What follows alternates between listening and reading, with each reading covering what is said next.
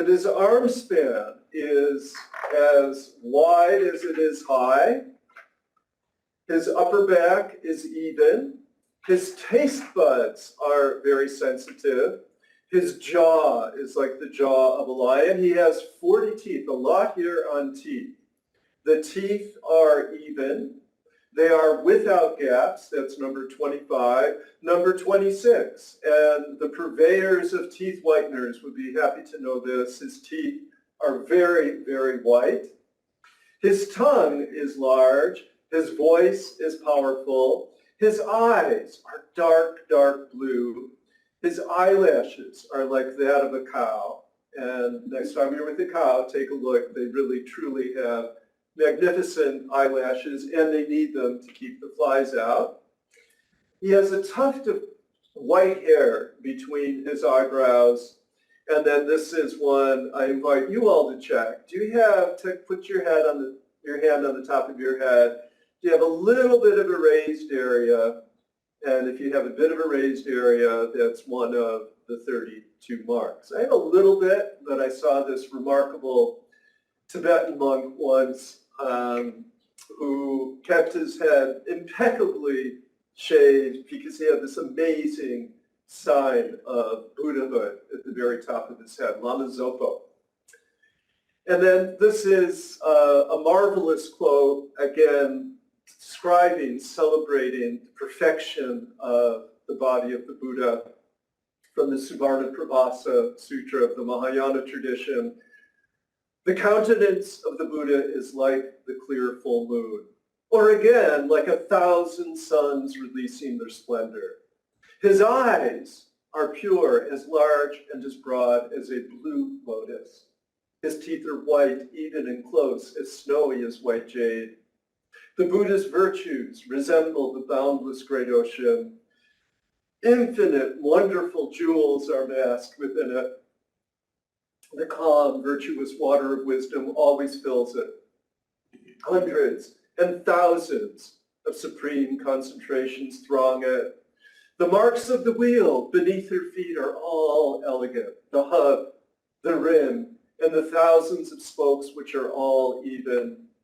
The webs on his hands and feet are splendid in all parts. He is fully endowed with markings like the king of geese. The Buddha body's radiance is like a golden mountains. It is clear, pure, peculiar, without equal or likeness. Now, my heart soared when I found this quotation. Richard A. Gard was the first professor of Buddhism at Yale University back in the 1950s. I found this in his book on Buddhism that was published in 1962. And the translation itself comes from Richard Robinson, the founder of Buddhist Studies at the University of Toronto and at the University of Wisconsin in Madison. And his widow, Hannah Robinson, was a dear mentor, as was Richard Gard at the Institute for Advanced Studies of World Religions at Stony Brook. Now we're going to turn to perfection in Jain tradition. And this is the cover of a beautiful, beautiful book. And if you happen to be in any museum, including those of us in San Francisco, will be walking to the Asian Art Museum here, undoubtedly we will find images of the Tirthankaras, the 24 great teachers of Buddhism. And as we gaze upon this, we see some of those features that we also heard described with the description of the Buddha's body, including, you can see in the sculpture, the arms are very, very long. And in this text, the Alpapatika Sutra, it says, the Jain is exceedingly tall, and his body is perfectly proportioned. The arrangement of his bones, this is very important in Jain tradition, is of a rare type, affording him the extraordinary strength required for him to endure all sorts of attacks, supernatural, natural, and man-made. and to practice the extreme austerities required to burn off his karma. Unlike us, his digestion is always perfect, and he never suffers from gas or diarrhea. And like a bird, he can digest anything, even stones. He has perfect teeth. His shoulders are broad, and his chest is marked with a Srivatsa sign. And you can always tell it's a Tirthankara and not a Buddha because there will be a diamond on his sternum. He has a charming line of hair on his belly, and his genitals are concealed, again, that foreskin thing, like those of a fine stallion. The bottoms of his feet are red like a lotus and soft, like the leaves of a lotus. Every limb is radiant with light. And the description continues, leaving no part of his body untouched. And again, this translation is by Phyllis Granoff, and a remarkable article you can easily find online. Now, what is this symmetry? Now, Hemachandra in the Yoga Shastra, a 12th century text, says, imagine a person sitting cross-legged and placing hands over the navel.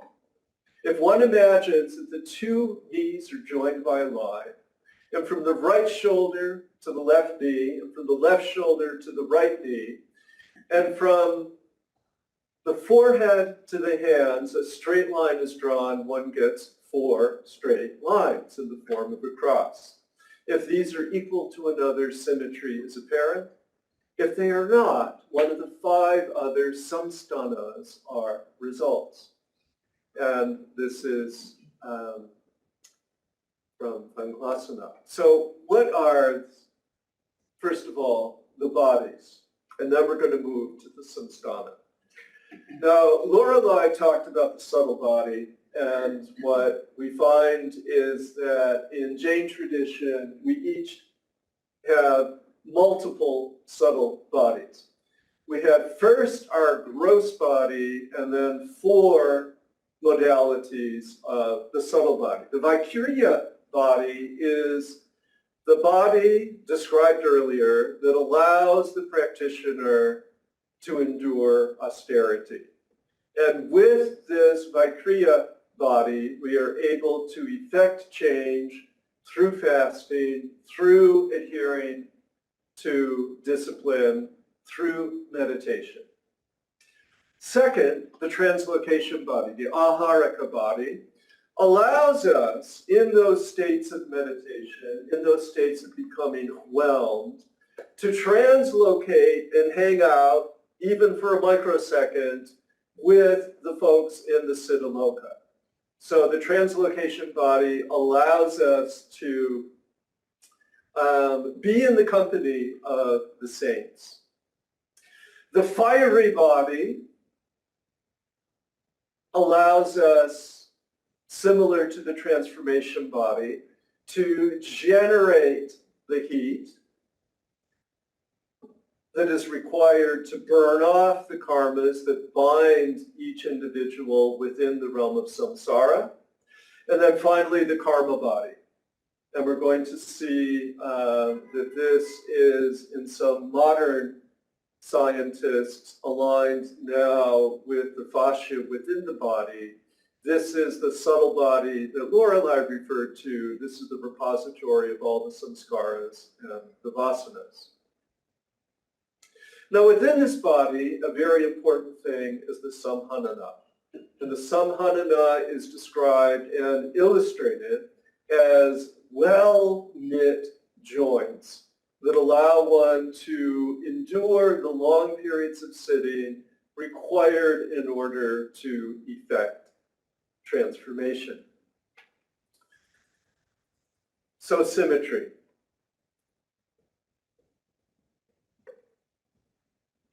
Samsthana. Okay, how do things stand? And we saw that description from Hemachandra, even like a cross. And if we have an entire body that's symmetrical, It's called Samachaturasra. And that means that the line goes straight, the line goes horizontal and vertical.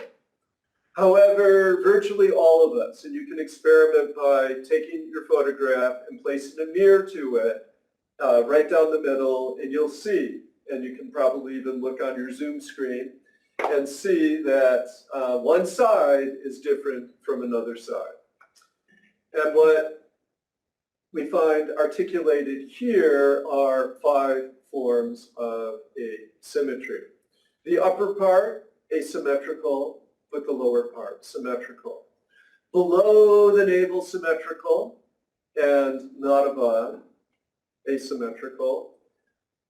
Our back, our hands, our feet, our head, our neck look symmetrical, but with our back, there may be an S-curve. We call this a scoliosis. And then another form of symmetry is that which comes with the, and I don't remember, I just took this from the translation term, but there's a medical term for small-sized people. And then there are people who are just plain everything is asymmetrical. And according to some of the literature, why do these asymmetries arise? It's because of past karma. And again, this is very preliminary. This is the first time I've shared any of this research direction with anyone, and I'm really utterly at the beginning, but as you'll see, I have some interesting reasons for taking this on. Now, virtually every human is born into an asymmetry. And it further states that the body of an ordinary Kabbalion, that is, an ordinary liberated being, may have any one of those 6 shapes. In the words of Svetambara Upadhyaya Megavijaya, who lived in the 1600s, a little bit into the 1700s, and it states, as for physical prowess, men who are lame, okay, one leg better than the other, asymmetrical, dwarfish, very small, or subject to illness are not prevented from obtaining moksha. For there is no fixed rule considering their incapability. Right? So this is a rousing affirmation of DEI. Merely having deformed limbs is not determinative in this manner, since moksha is possible even for those who have the samsthana, the standing of a hunchback, or a person with dwarfism. Now, Christy Wiley goes on. She did her PhD here at Berkeley. According to Pavanav Jain, it is believed by both traditions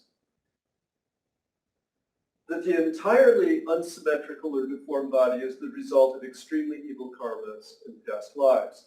However, having a deformed body of this kind is not considered by the Svetambaras to be an impediment to attaining moksha in that very life. The view that even a person with Hunta samsthana, utterly disordered in body, that person can still take the vows and ascend to the Kshapaka Shreni. Okay, there's a 14-rung ladder to become free, and it says that you can go all the way to the top and achieve Kevala Jnana and siddhahood. And the Svetambara Pundits teach that even today, including someone that I've sat with, Pandit Jirajlal Mehta.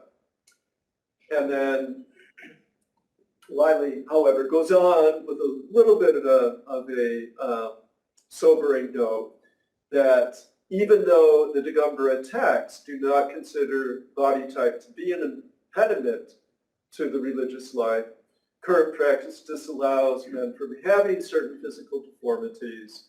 They're not allowed to take the great vows required of the monks and nuns. And this is the reference to her dissertation. Now, I wanted to give a further counterexample. And this is actually an example, okay, we did Buddhism, we did Jainism. This is a counterexample from the Hindu tradition. And those of you who may have been to Chapple Temple in South Delhi,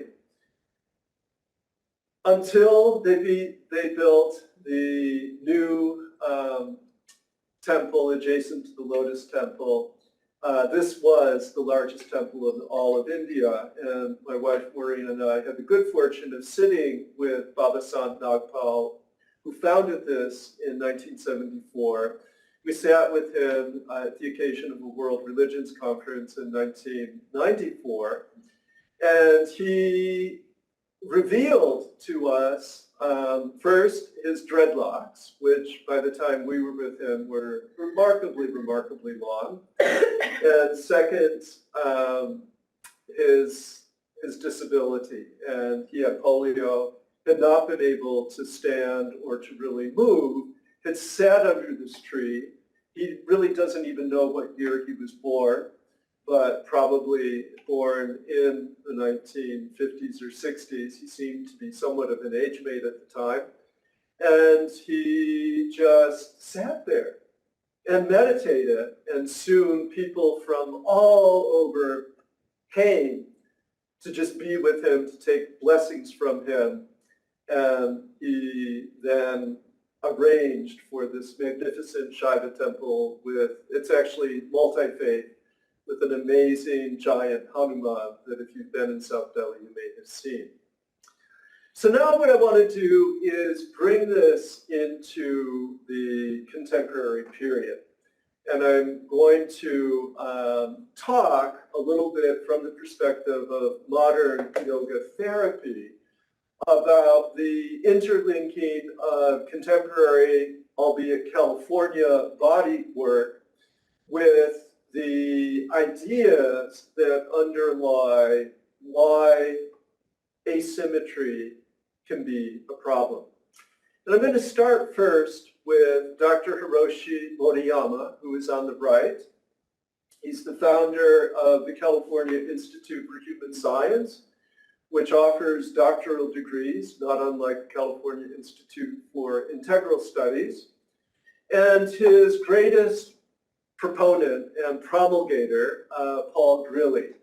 And you may, if you're an elder, remember that moment during the Reagan White House when Patty Davis married. She married this man who she later divorced, and he married a dance teacher at Loyola Marymount University, Susie Grilly. But along the way, and Paul Grilly, I remember back in the Reagan period, there's a yoga teacher in the White House, okay? But what Paul Grilly did in the company of Denise Kaufman and others was develop a system called Yin Yoga that works at slow, gentle myofascial release. And what we see with myofascial release is related to what Moriyama actually theorized. And what Moriyama, and he developed machinery to measure this, what Moriyama claims to have discovered is that the whole system of nadis, these tubules that are amply illustrated in Hatha Yoga texts, actually correlate to the myofascial tissues that go from head to toe within our body.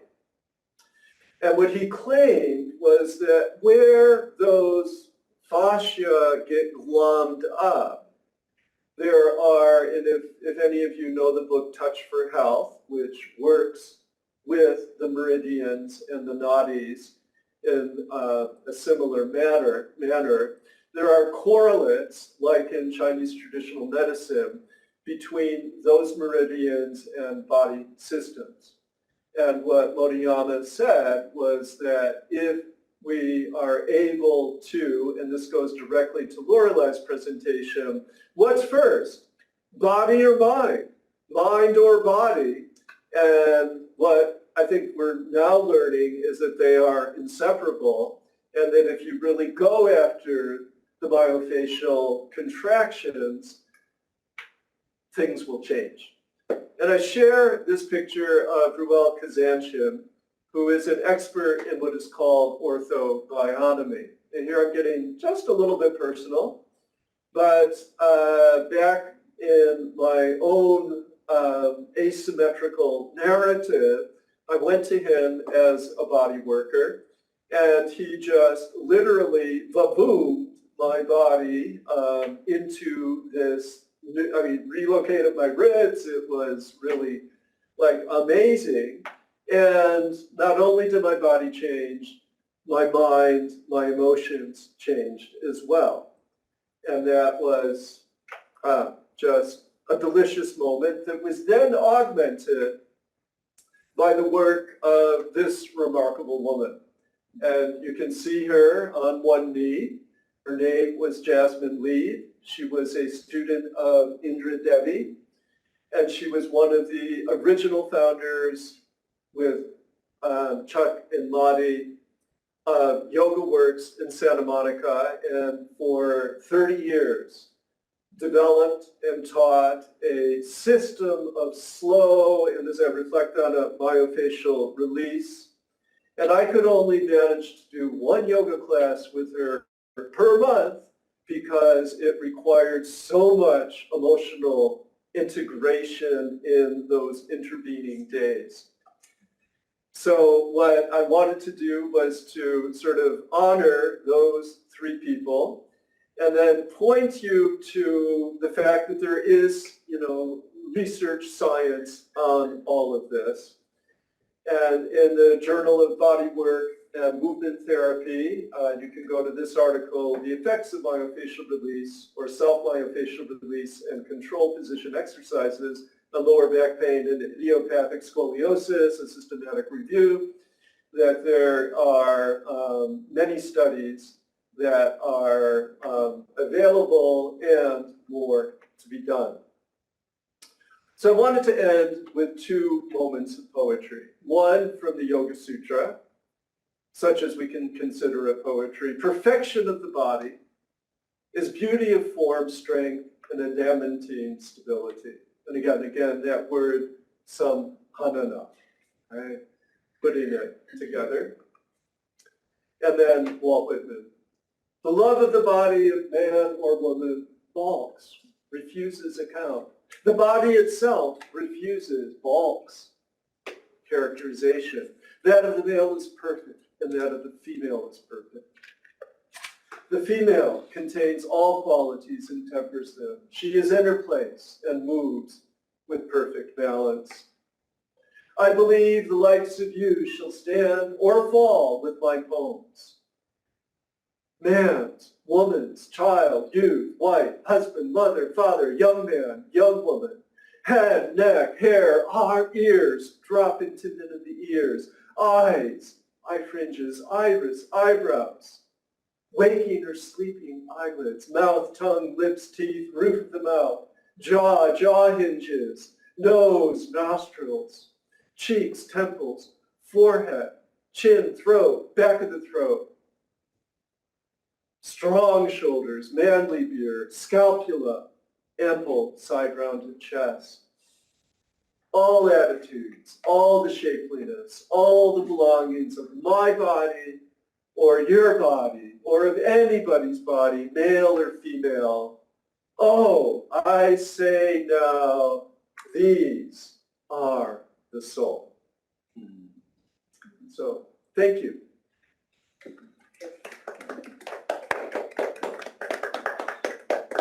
So is Abhishek joining in the room? So I invite Abhishek to present, and Abhishek did his PhD at Adam Mickiewicz University in Poznan, Poland.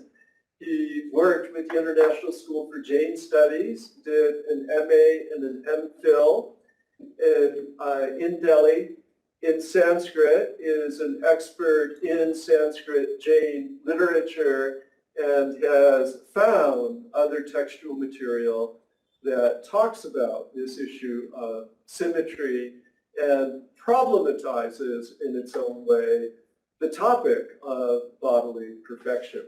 So welcome, Abhishek. Hello, everyone. So I don't have any slide, but I will just present my paper. I might cough a little bit because I'm not feeling well these days. So here, some of my findings I would like to share with you. So first of all, I want to thank CIS to organize, and also graduate student Gabby Segrist and South Asian Studies Association to organize this wonderful conference and accept our proposal to present our findings and research and share with other people. And here I will be presenting body, stages of body and mind in Jain tradition. I hope everyone can hear me well, right? Yes, we can hear you. Perfect. So classical Indian philosophical tradition, we know already from Hinduism, Buddhism, and Jainism, other traditions as well outside India have explored the depth of mind and body.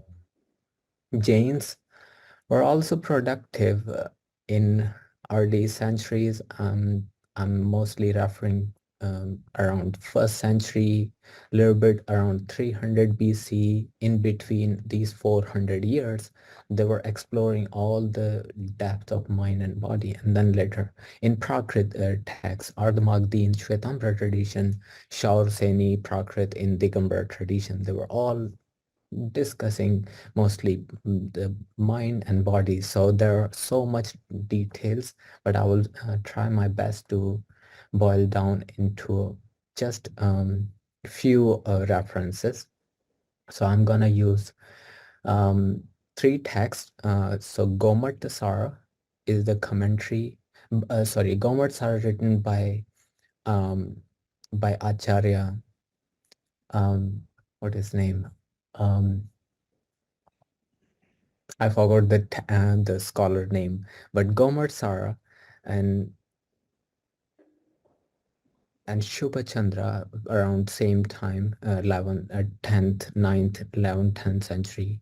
And these scholars in medieval period or medieval and also the other narrative text that is Jain Mahabharata. The text name is Harivamsha Purana by Jinasena in 8th century. So I will be focusing on these three texts in my presentation. So here, I'm here in, okay, I'm gonna read my text. In Jainism, psychological perfection requires a special structure of the body to achieve moksha or superconsciousness. Thinking, comprehension of the subject, storage of memories, transferring the memories through words, and various such stages have one consistent operative function that comes from mind or consciousness. I do not want to begin debating what is mind, what is consciousness, rather using these terms interchangeably in this presentation. Jain thoughts have defined the mind's perfection or stages of superconsciousness that can help a practitioner achieve a special bone structure. Um, and I mean, it's and necessary to have a bone structure, and Professor Chapple already discussed a bone structure. So I will be giving more details on that. A perfect symmetry of the body.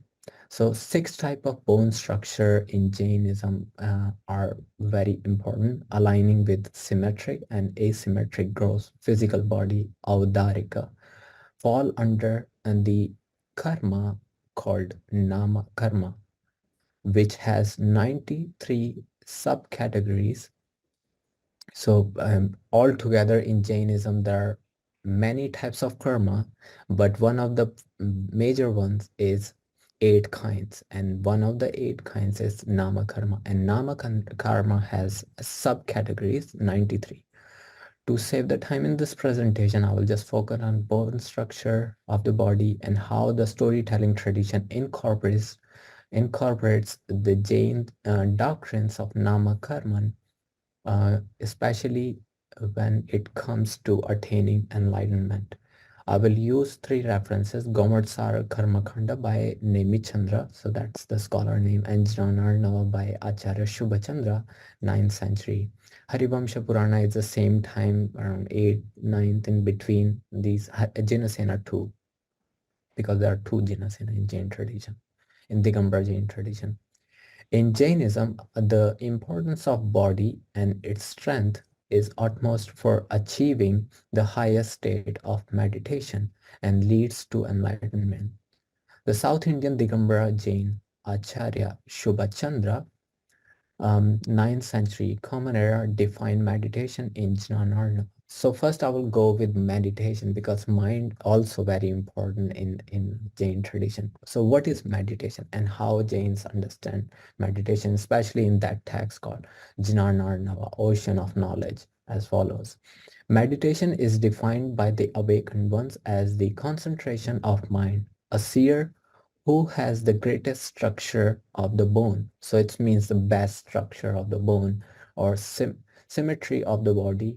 Utkrishta Kaya Bandha. So he's using two words. Utkrishta, that is adjective here, and Kaya means the body, and the Bandha, which is the internal body, that means on the samhanana, in more technical term we will talk in a moment, who keeps the concentration of thoughts on a single object. So that person first requirement of the body, so preference is the body, so one has to have that kind of symmetry and the greatest bone structure, and then that person is capable of attaining what we call it meditation, and that meditation is also has a name, um, um, Shuddhopayoga. The other name is Shukla Dhyana, that is the perfect stage of mind, the pure consciousness.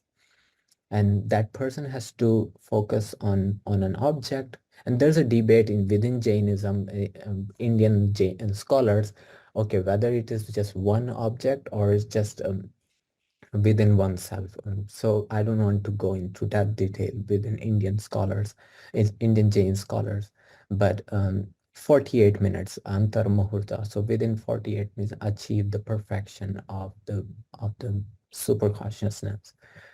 What is pure consciousness? Pure means here Shuddha Payoga is explained in the same text in Jnanarnava to attain pure consciousness. Shubha Chandra encourages the audience by saying that the person who is ignorant of the true nature of the self cannot attain um, higher consciousness, super consciousness. Paramatman, the term appears in Sanskrit. To know the true nature of the self, the determination of the self is required. So one has to accept that there is a higher self. So then the thing will start. The whole operation will start of the meditation. Following Oma Swamin, Shubha Chandra. So what we read what Shubha Chandra is saying in Jnanarnava. So he clearly follows Oma Swamin. It's Oma Swamin and the earlier tradition. So remember, these scholars are from 9th, 10th century. So they have been following the other texts that were written long ago, and mostly Kashaya Pahuda or Shatkhandagama and Uma Swami, 1st, 2nd century Common Era. So following Uma Swamin, Shubha Chandra follows the tradition of the Tattvartha Sutra, as the text has explained in chapter number 9, sutra numbers 27, says, Uttama Samhananasyaikagra Chinta Nirodho Dhyanam. So what does it mean? So there's a few words, Uttam Samhanana. So Uttam means the major one, that is the most desired one, Uttama Samhanana. And then Ekagra Chinta Nirodho Dhyanam. So that means holding the concentration on one object. This is called dhyana, meditation. And Tatya who's the first translation in English, translate this sutra in English language. Um, the concentration of thought on a single object by a person who has good bone joints of is meditation. Further, Shubhachandra in the Jnanarnava explains 4 stages of mind. And okay, so there are many stages. So there's a very complex structure of what is meditation or stages of mind, but 4 are major, and stages of mind can also be referred as meditation. So stages of mind, meditation. These stages of mind are 4 kinds: painful meditation, artha dhyana, Vikt meditation, Raudra dhyana, righteous meditation, Dharma dhyana, and Shukla dhyana. That means the perfect meditation, the one that will lead the practitioner to the enlightenment, perfection, siddha, accomplished one. Um, the ideal meditation, which is Shukla dhyana. So this Shukla dhyana is the ideal one in Jainism. Mentioned above can only be performed by someone who has the great bone structure, Utkrishta Kaya Samhanana. He uses, Tattvartha Sutra, the author of Tattvartha Sutra uses this term Uttama Samhanana, and here Jnanarnava, the author of Jnanarnava, uses Utkrishtakaya, the greatest bone structure, which means those who have other than this are ineligible to achieve or to attain the pure consciousness, higher consciousness, Shukla Dhyana. So that means that they can do at least in in the present life if they have any wrong with their bone structure. I'm gonna go in details what is bone structure here, and Professor Chapple did a really good job showing all the symmetries and the bone structure, and consequently liberation cannot be achieved. Several conditions have been put on those who wish to achieve liberation in the present life. This might sound discouraging to many yoga practitioners, but liberation in Jainism is explained as a unique state of being. This state is permanent, and accomplished one will never experience transmigration, means the suffering of death, birth, and cycle of death of birth. Therefore, the body must be capable of attaining superconsciousness. The nama karma. So again, this is the technical term. Nama here means literally it can be translated in English language as the body determining karma. So nama doesn't mean name, it means body in Jain technical terminology. An explanatory view on the nama karma is that how the anatomy of body, voice, color, color of the skin, color of the hair, color of eyes in general, shape of eyes, everything, whatever related to body, whether body will be likable by others or unlikable by others, is already determined in the past accumulated karma. So one cannot change what has accumulated in the past, but one can change what can be accumulated in this life for the future uh, life. One of the nama karmas is the firmness of joints, samhanana sharira nama. And it has 6 types. So the first type is thunderbolt-like firmness of joints. That Sanskrit term is Vajra Vrishabha Naraja Sharira Samhanana Nama Karma. The firmness, and then the other 5 are important, and we all have one of the kinds, but they are not relevant for the moksha. For the moksha, or the one who is going to achieve the moksha in the present life, well, has to have the first one, the thunderbolt-like firmness of joints.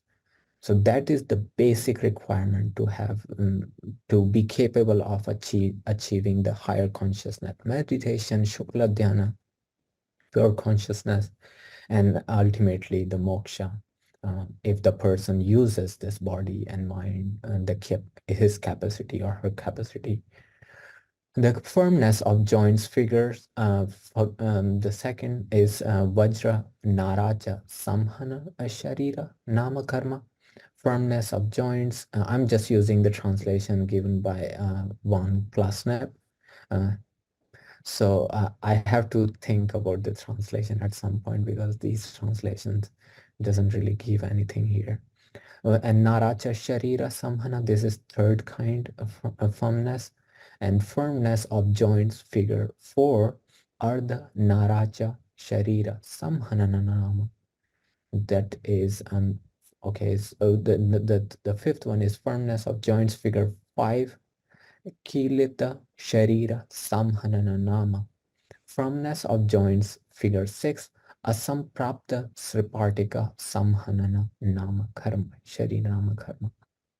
So when I was studying back in my undergraduate in a Gurukul back in Jaipur in India, and so the teacher told us that Asamprapta Sripartika Samhanana, that is the Samhanana we all have right now.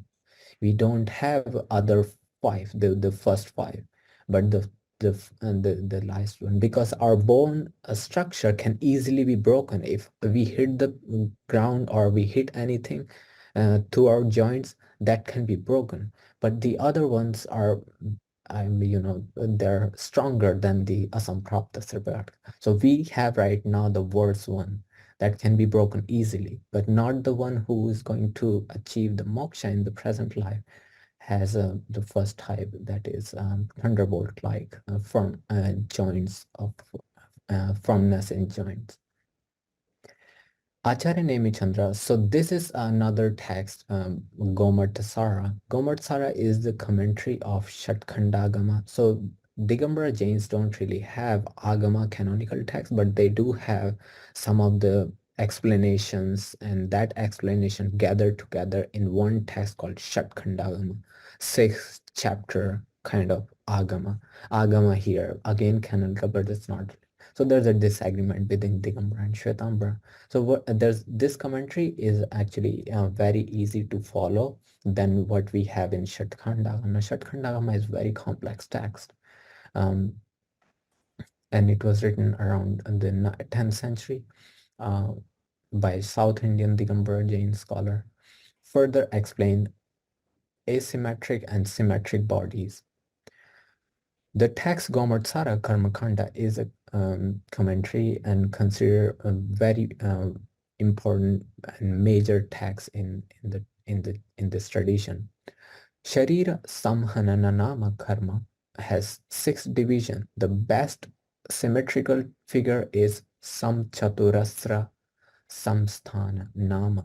So this is mostly the body, the outlook of the body, how the bone, the size and figure all together will fit together. And Samchaturasra, mostly the Tirthankaras or Buddha, all the people who has achieved moksha, who will be achieving moksha, they have that kind of the first one, the best symmetrical type of body. And the second type is Nyagroda Parimandala Samsthana Nama.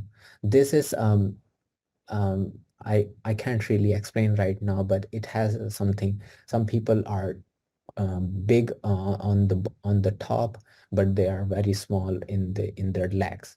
So that is also not desired by many people because it doesn't look good. Symmetrical figure 3, Swati Samsthana Nama.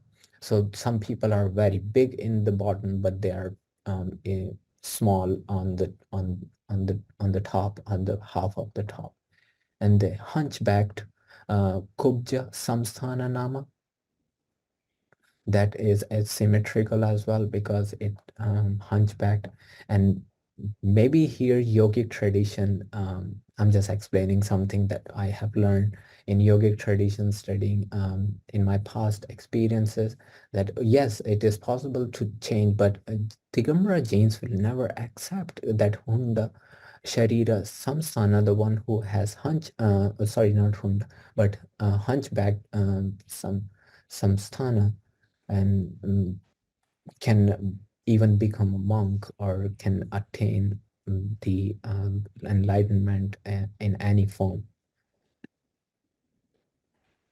Um, okay, so I think I still have time. I'm just going quickly.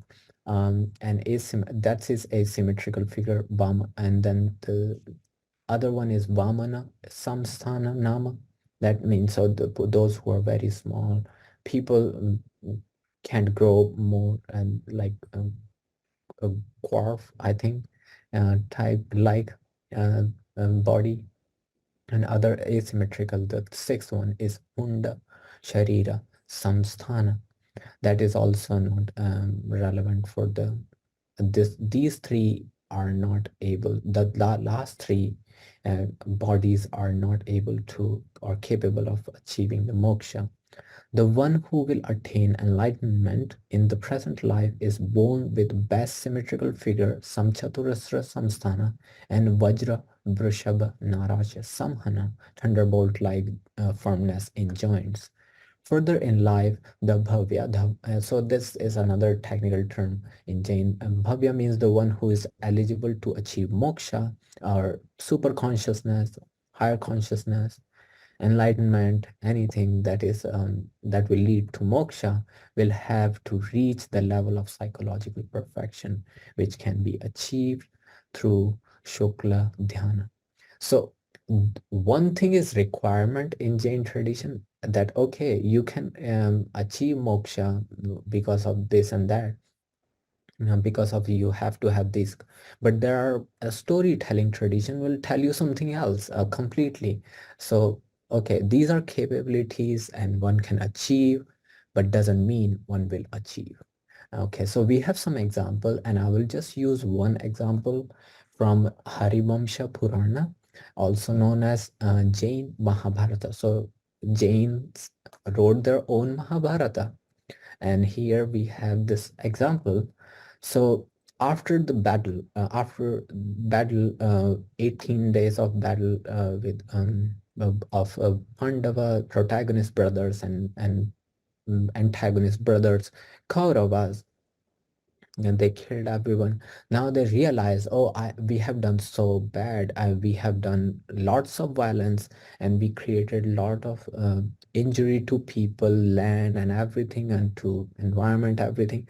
So they realize this is for useless. This is only for this life. So they decided. These five Pandava brothers decided to become renouncer. So they became renouncer. They gave up everything. They renounced the world. They renounced the land they were fighting for.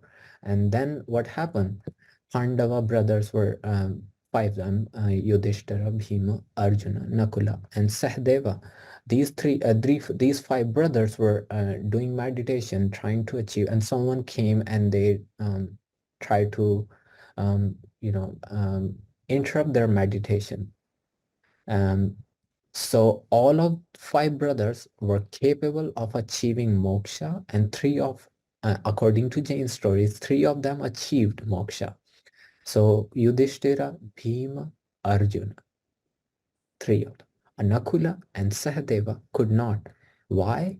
Because Nakula and Sahadeva, even though they have the capacity of achieving, thunderbolt-like or firmness in the joints, and their body is the perfect, the best symmetric type, they could not achieve because they were interrupted by the outsider force that interrupted their meditation, and they cannot achieve.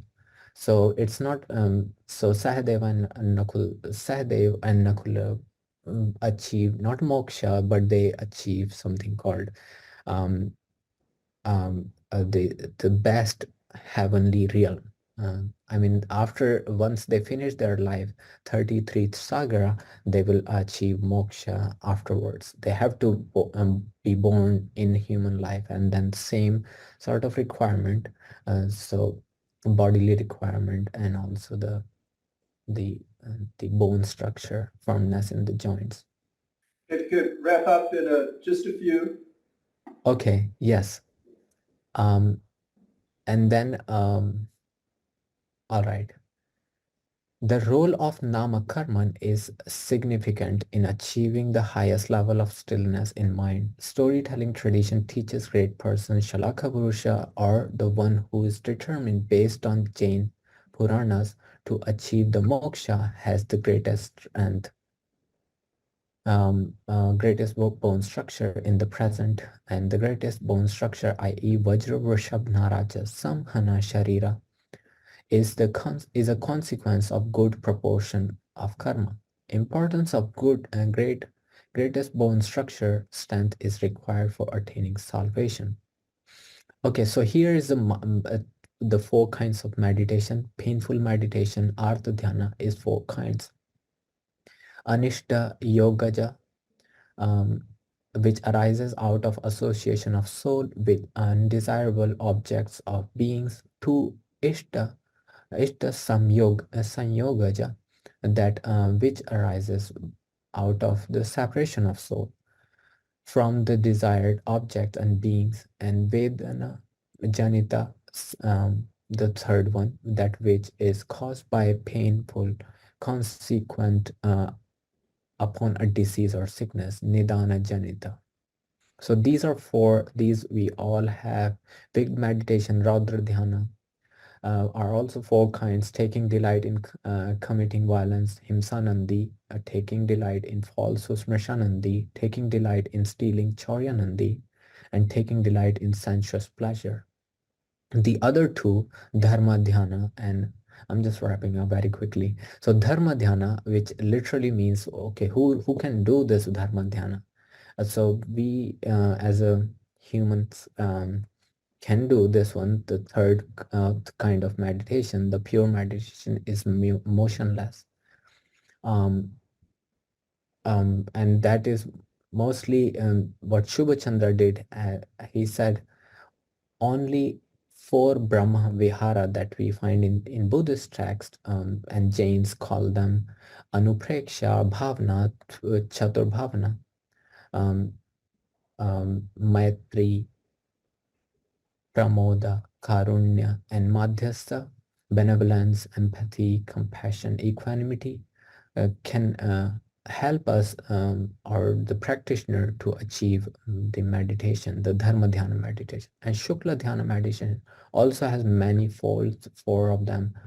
And I don't want to go in details, but that that level of meditation can only be achieved by those who are born with that body, some chaturasra, some samsthana, and vajra vrishabha naraja samhana. Thank you very much for listening to my presentation. I now invite Father Dr. Roy Pereira, who joined Loyola Marymount University from Xavier's University in Bombay. And he's going to continue the theme of reflections on bodily perfection from the perspective of Christianity.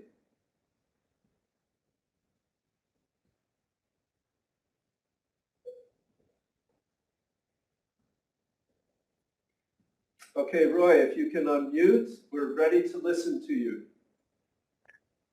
Good morning, everyone. Thank you, Chris. Can you all hear me? Can you all see my slides? Yes, perfect. Okay. So thanks to all the organizers of the conference, and also a special thanks to Chris for pointing me in the direction of this topic, which we can have cross conversations. So basically, the theme of order and disorder plays out with respect to the body and mind symmetries and asymmetries of those considered viable candidates for priests within the Catholic Church, which has existed in India for over 2000 years.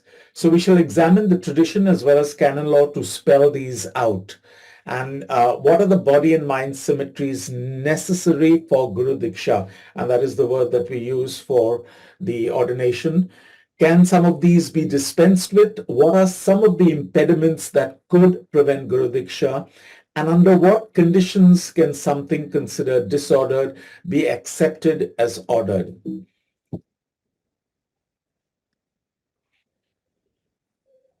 I think all of us know the Sanskrit word meaning initiation into the office of a spiritual preceptor. Of course, the word only Diksha means initiation, and it can even refer to the Guru initiating a student into the teaching. The ceremony is often one-on-one, as most of teaching in the Indian tradition, and can be practiced in many religions, including Hinduism, Jainism, Buddhism, and the yoga tradition. And the ceremony may involve presenting a mala as a gift from the Guru, repeating a mantra, and using sight, touch, fire, sacrifice, or words that are believed to purify the student. So what are these requirements that would make us say that is this symmetrical, is this asymmetrical? And one of the basic things which would be more in the realm of the psychological dimension is freedom. No one can compel anyone to take on ordination or Guru Diksha unless they are totally free and they want to do that. And on the other hand, no one can turn away anyone from Guru Diksha who is canonically suitable. And then, of course, in Canon 1029, we have the promotion to the orders is dependent on the bishop or on the major superior. So those of us who are in a religious congregation like the Jesuits or the Franciscans, they would have to get the permission from the religious superior. And again, motivation by the right intention, endowed with requisite knowledge, and enjoying a good reputation and having moral probity, proven virtue, and okay, let me just move and other physical, psychological qualities appropriate to the order to be received. In Canon 1031, we have an age requirement, okay, and that is at least 25 years of age. And of course, for those who are being ordained deacon, so the deacon is normally called two types: a transitional deacon before the actual ordination, and that could be 6 months to 1 year, or there is the actual permanent deacon, which is open for married clergy. Now we come to the irregularities and other impediments. Okay, so what we would look at the asymmetries, which would prevent someone from being ordained or getting your Guru Diksha. And of course, here we see those affected by the impediment, and there are two types: perpetual, which is called an irregularity, or the simple, are prevented from receiving orders. The only impediments incurred, however, are those contained in the following canon. So, an irregularity is a perpetual impediment, even though a dispensation may be granted in some cases. So, all along we see that there is the ideal that is proposed, but for pastoral reasons, for human reasons, there can be certain dispensation. For example, a youth who has committed an act of schism but later reconciled with the church will require a dispensation before ordination. A married man who has a simple impediment, and this disappears if he becomes a widow, or in rare cases dispensed. Now, dispensation can occur if both the husband and the wife decide to join a religious congregations. Then both of them would get dispensations, and one could become a nun and the other a priest. And then, of course, the latter dispensation is mostly granted to former Protestant married clergy who are admitted to the Roman Catholic priesthood. And we had a big group from the Anglican Church joining the Roman Catholic Church a couple of years back from Britain. Now, Canon 1041 speaks of the impediments, and the first one is anyone suffering from a form of insanity or from other psychological infirmities, because of which he is, after the experts have been consulted, judged incapable of being able to fulfill this ministry. So as we know, the understanding of both the mind and body, as we have been listening even in the other traditions, has gone a lot of change within the church itself. And because of the strong influence, the Greek influence, the duality of the mind, body, the mind, the soul, and the body was very predominant. But if we go back to the Jewish scriptures, and especially the Hebrew understanding, there the understanding is of the whole person, of one exactly, sort of, there's no duality emphasized there. And therefore, modern Catholic tradition also respects that. And when we have the creed, which we repeat every Sunday, we speak about the resurrection of the body. And this is where there's a lot of connections between what both Chris and Loriliai and Abhishek have been saying in how the differences play around. Okay, coming back to point 2, one who has committed the offense of apostasy, heresy, or schism. And the third point here is attempted marriage. Even if a person has attempted a civil marriage, either while himself prevented from entering that marriage because of an existing marriage bond, or by a sacred order, or public or perpetual vow of chastity, or with a woman who is validly married or is obliged by the same vow. All these are impediments. The fourth is committed willful homicide, or one who has actually procured an abortion, and all who have positively cooperated. The fifth is one who has gravely and maliciously mutilated himself or another, or who has attempted suicide.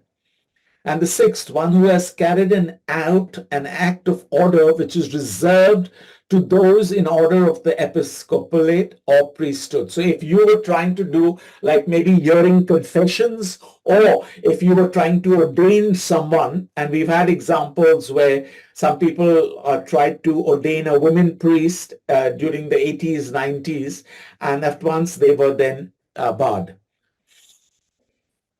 Canon 1042 again is what impedes someone from receiving Guru Diksha is the man who has a wife, unless he is lawfully destined for a permanent diaconate.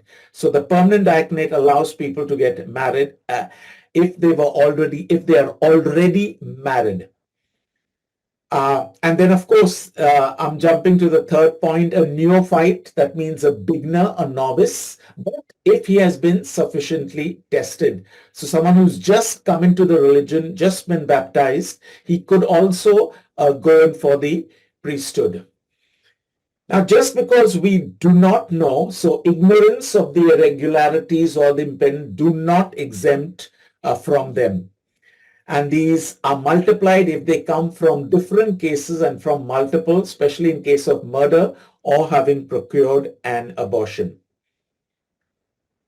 A dispensation is a temporary written allowance that allows a person to be exempt from a specific canon law. And in Christian ecclesiastical laws, a dispensation is an action taken by a competent authority to relieve the strict application of the law. The purpose of dispensation is to modify the hardship that can arise from the application of general laws to particular cases.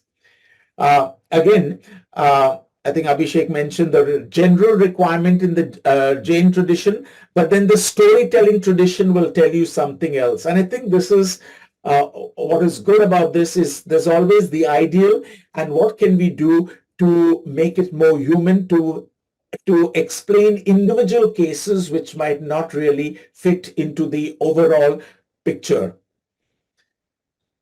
Bodily defects such as a mutilated finger, those having an artificial limb or unable to use their hand or thumb or index finger, because the raising of the host, that is an important part.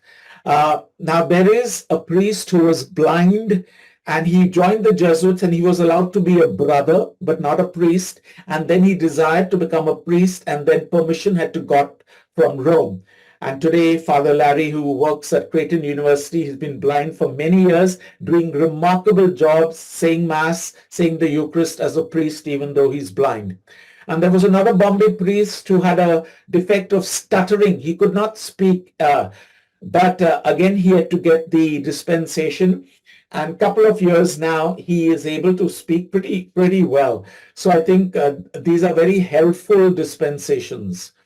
Mental illness, we've spoken, physical incapacity to perform the rites of the church, mutilating oneself or another gravely, and attempting marriage while bound by being ordained in any degree. So these are not all the prerequisites for reception of orders. There are many others, such as completion of necessary studies, reception of elector, acolyte, and a handwritten request, and a retreat before receiving orders. There are many questions to be resolved regarding the concrete application of these irregularities, and each must be resolved on its own merits.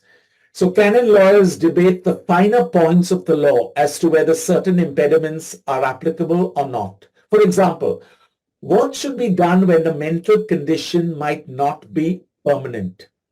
Is a man who caused a death by imprudent driving subject to the impediment of homicide? Does a doubtfully genuine suicide attempt invoke the irregularity? These are just some of the questions that have to be resolved. Finally, most canonists would appear to agree that most irregularities and impediments would not apply to someone who was not Catholic at the time of the delist, although they would still have to be carefully weighed in judging a man's suitability for ordination. I just want to come back to, again, what Loriliai said with regard to that beautiful poem from the Somadeva, the Katha Sarit Sagara, about tearing out the eye, that gruesome act. Therefore, the emphasis there, as opposed in contrast to Christianity, is the body is important and the resurrection of the body will take place. Not maybe the same body, the defective body, the old body, but in general, the body is important. And I think later she also pointed out in the Kular Nava Tantra the importance of the body, which I think goes more in line with the Catholic tradition. And also, of course, the Abhinaya Gupta, the non-dualism there, I think would fit in with what we would understand going back to Hebrew scriptures. Professor Chapple had mentioned about the Digarambak texts do not disqualify specific, but of course there are impediments, men having certain physical deformities, okay, to take the Mahavratas. So we see again the similarity here also. Certain deformities prevent a person from getting Guru Diksha, but that is of course in terms of the ordination, but these also can be in a sense dispensed with. Thank you very much for listening, and I'm looking forward to a good discussion. Excellent, excellent. Wow. So I'm going to go back up to my computer. And we're going to open it. Hopefully we'll be able to tile ourselves so that all of us, yes, we are able to be seen. And I want to welcome Ihor and Mr. Chopra and David and Shri and Is it possible to get that people that are in the room. Tile thing on the corner? Yeah, I have that here, but I don't know. Let's see if I can view. Yeah.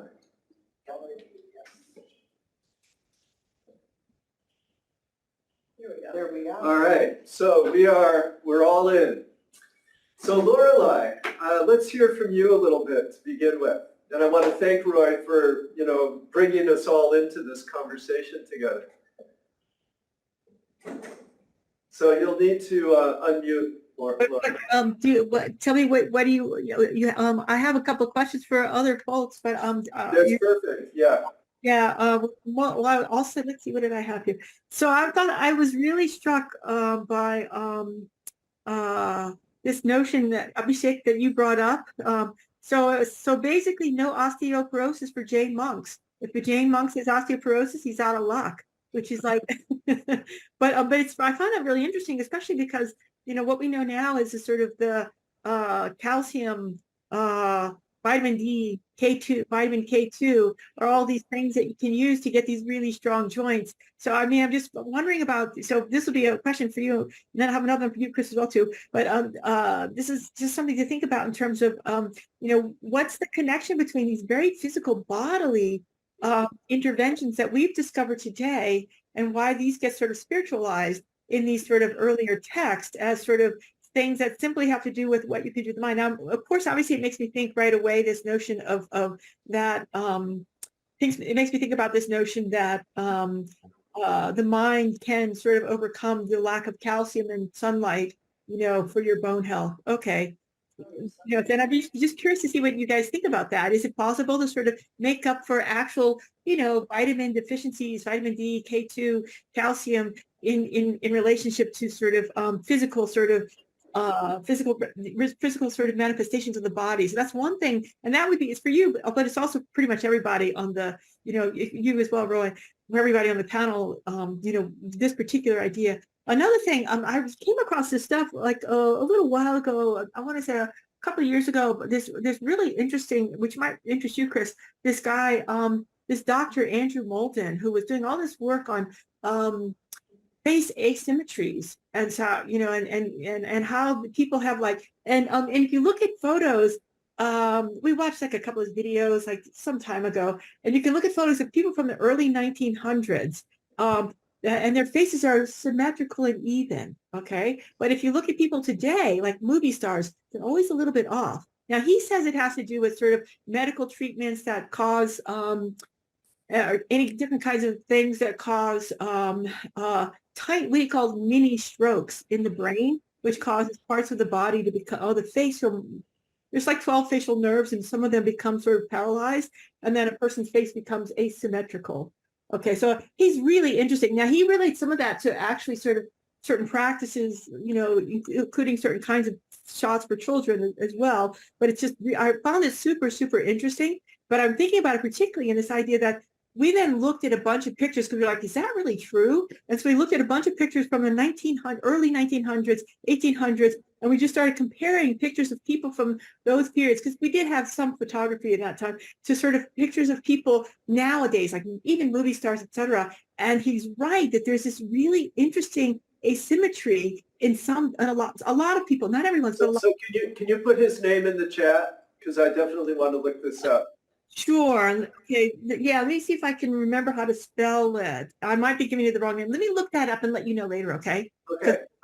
Yeah, because I might. Yeah. But anyway, so I think not unrelated to this, and Abhishek and I've had this conversation, and I had a brother-in-law who's a tooth specialist. So much attention was paid to those teeth.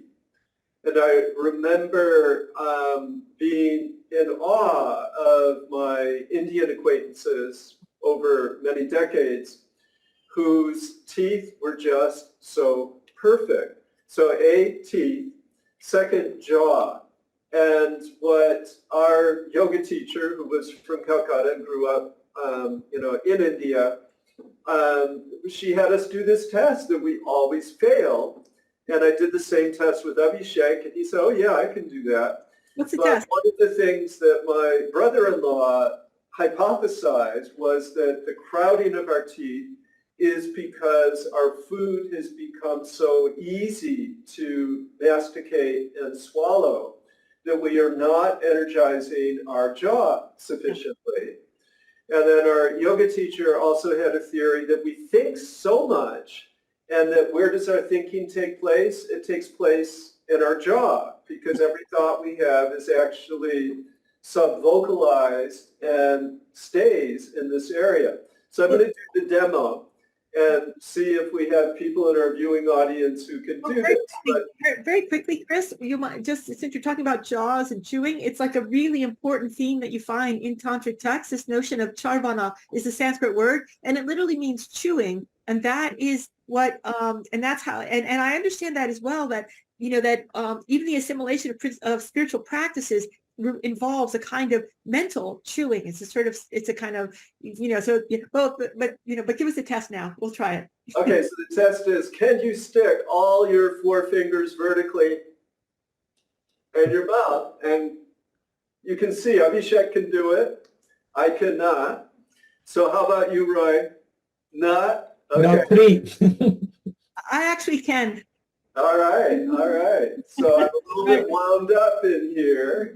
And Abhishek, I know that you said that this was part of what, you know, so tell us when was it your father that said you got to be able to do that? Well, when I was little, we in India, I think, I don't know this generation, but as growing up in India, in Delhi, we buy, you know, the sugar cane stick, and we eat sugar cane, and it's really hard. It's not like Chinese ones that are so easy to just swallow them, and with lots of the juice in it. But Indian ones are very, very hard to swallow. Then we just do it, and our teeth becomes so easy to be, you know, to chew properly. And my father, and also one of my friend who is Ayurvedic doctor in Jaipur, he tells me you should not swallow your food, but always chew 32 times. That once you eat 32 times according to Ayurveda. And based on your chewing, then you can digest your food properly. And now food is right now, you know, from Trader Joe's or from other places. It just, you can just chew very quickly and then go to work. I was just now listening to a podcast, and also part of my neuroscience research is exactly, Chris, as you were saying, because of the type of food, and you know, there is now significant changes in the jawline of people. And therefore, in a sense, people now sometimes put a whole plastic thing to widen it over a period of time. But it's also connected with, you know, earlier doctors always thought that, you know, mind affects the body. We knew that for years. But it is only in the 1990s that we began to see evidence that there are actual physical changes in the brain due to actual what we do. So, and the famous experiment was the taxi driver experiment, where the hippocampus was much larger. So what we are doing physically is actually making changes in the brain. So it's not that the brain is fixed at the time of adolescence and all. So both this, what we can do to bring about change, and then what the mind do, just, I mean, just to speak to the earlier points that we were discussing. So the taxi driver, like in London, has to know the whole city, so therefore their neuron connections are expanded. Absolutely. Yes, they didn't choose New York because New York is very systematic, streets and avenues. But the roads in London are the 16th century roads. And this experiment was done before the GPS. So you had to really use that. Isn't there, what's that guy, I'm forgetting his first name, but Winston or Wesley Price or something like that? I know I have his first name wrong, but there's a Weston. Yeah, doesn't he have the same idea as well? This idea of like where the jaws of like people who had indigenous diets were actually sort of much more nicely formed than modern Americans, just because of the fact that I mean, but I have to say, like, I'm horrible about eating my food too fast, Abhishek, so I don't know. Our lifestyle is like that. So I don't know. I'm also a little bit like this, but I try my best to eat what I grew up eating. So there's a one thing I would like to share very quickly. I don't know if we have just 1 minute unless someone wants to have You a can go question. over a little bit, it's okay. Okay. So in Jain tradition, monks and nuns cannot achieve not monks and nuns, but any practitioner cannot achieve or become nun and monk unless they have a perfect body, and this is only Digambar tradition. Maybe Shwetambaras are slightly liberal. They're not following 2000 years old text anymore, but they are still trying to become more inclusive with all sort of bodies. So this is what I wanted to share. I think Libert I shared already long ago, but Digambaras are still very rigid. Yeah, that was one of the points that came out in Christy Wiley's research. Yeah. Now, we had a question earlier from T. Chopra. Some speakers relate the body and attainment of high spiritualism, moksha, with past karma and deeds, but many acquire disabilities later in life due to accidents. So how to explain this condition? And we could go both ways with this. One is the Svetambara way that Christy Wiley quoted and Dhiraj Lal Mehta, who says that, no, everybody can do the vows, everybody can practice ahimsa satya steya brahmacharya parigraha. But then the other thing would be that the karma, like, are there really any accidents? Is everything sort of determined by that bundle of subtle body stuff that goes into the fascia that causes us to even, for instance, stumble and fall, okay, due to inattentiveness? So I think it's a really, really great question, and I wonder how the three of you would respond to this. And you can see it for yourself in the chat if you open your chat.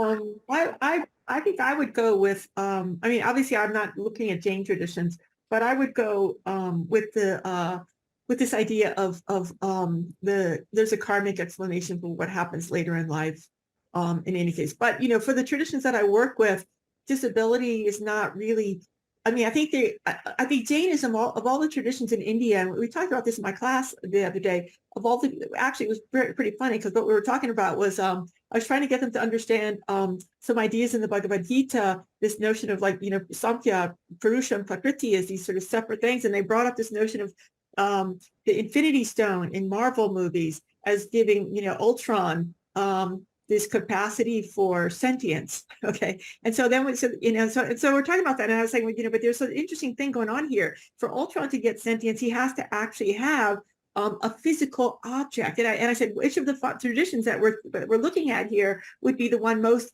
similar to sort of what we find in this, you know, and Jainism is the one, because Jainism is actually, of these traditions that we have, that we had looked at so far, you know, the Upanishads, early Buddhism, you know, the Hinduism, the Bhagavad Gita, that Jainism is the one tradition that actually sort of really does retain its emphasis on the significance of the body, and the body as a sort of kind of not just a marker, but a sort of like a determinant for stages of mental attainment. And that's sort of what you brought up, Abhishek, in a big way, and you too as well, Chris, that this idea that the body itself is sort of like, it's both a marker, as you pointed out, Chris, with the Lakshana, the 32 Lakshana, but it's also sort of like, it's sort of an indelible sort of element in sort of noting, you know, whether a person has a capacity or not.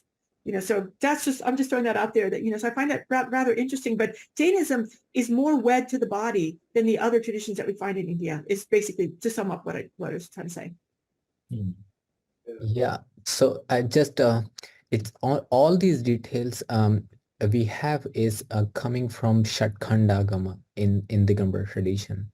And Digambar has explored all the possibility of attaining the moksha, but they have put on lots of so many requirements. Basic requirements has to have in that person in order to even become monk or in order to achieve moksha ultimately. So yeah, and we discuss a little bit here.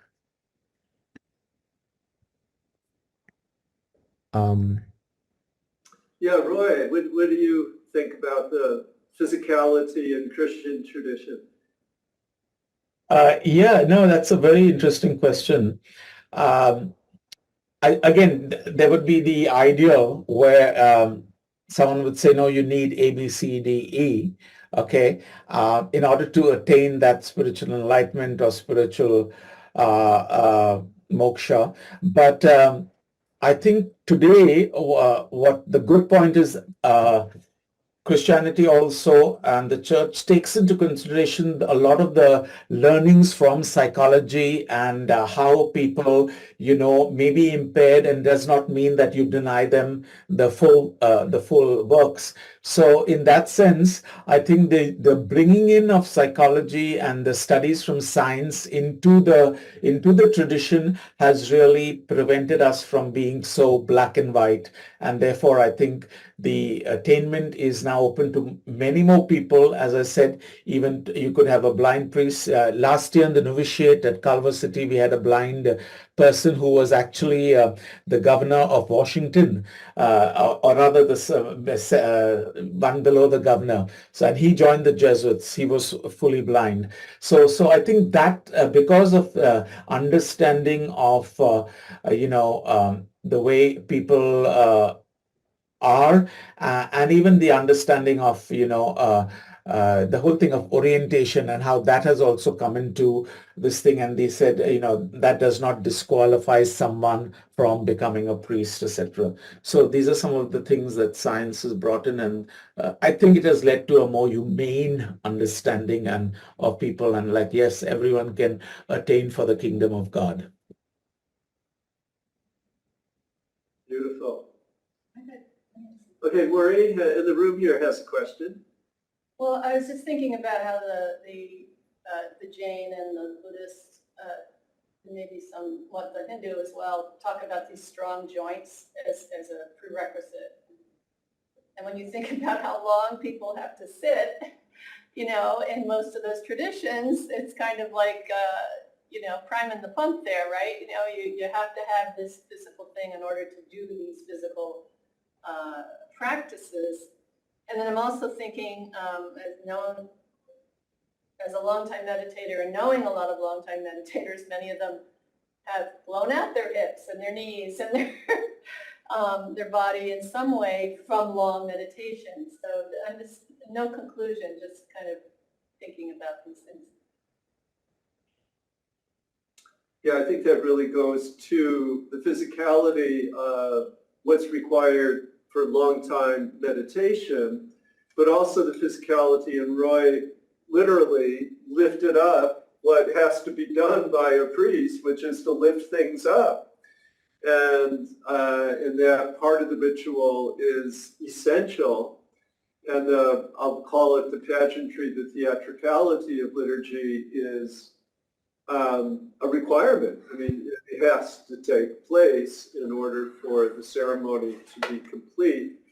And I'm also thinking about the Vedic tradition, where a Vedic ceremony is always to be conducted by a priest with his wife by his side.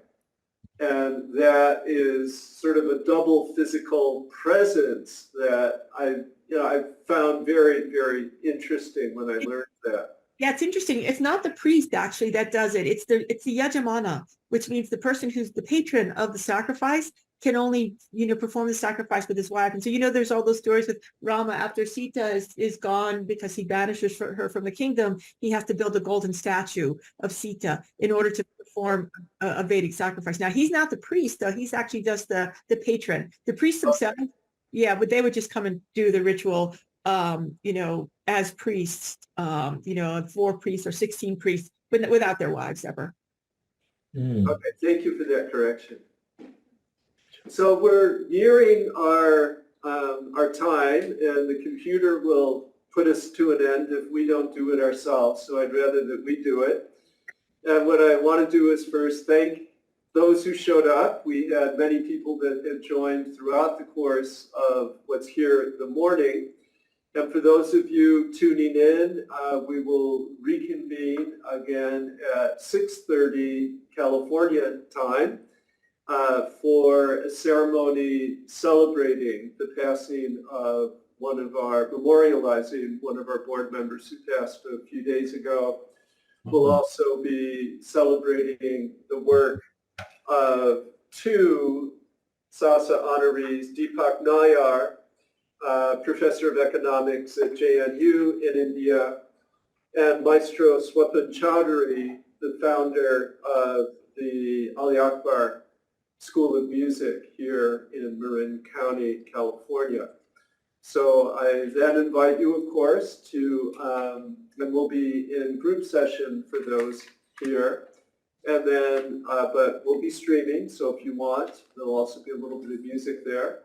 And then tomorrow we reconvene, same hours, and then on Sunday as well. So I want to thank you all for showing up, and onward. Thank you, everyone. Thank you to my co-presenters. Thank you, everyone. Thanks, Chris. Thank you so much. Abhishek. Thanks, Loriliai. Okay, take care. Hey, thanks, Chris and Roy. It's wonderful. Fun working with you guys. Thank Yeah. you.